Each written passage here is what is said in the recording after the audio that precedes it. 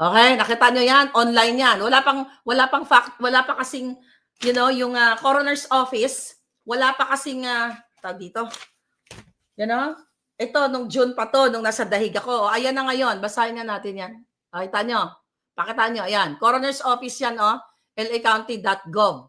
Ayan, Paulo Tantoco, date of death, March 8, 2025, age 44, case number, case is still open. Okay, body status released, ganyan. Place of death sa hotel, okay, sa Beverly Hills.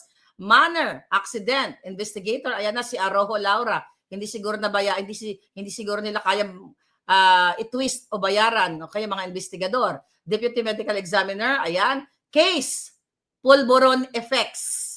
Kung mapapansin nyo, open, cause A, ayan, Pulburon effects, cause B, cause C, cause D. Other significant condition, probable atherosclerotic cardiovascular disease. Ang ibig sabihin niyan ay kasabay ng kanyang pagsisingot dahil syempre nagiging kapag tumitira ka, ang cause ng ng cocaine, pinapabilis ang iyong paghinga at hindi na kaya ng katawan mo, nag-clot ang iyong what?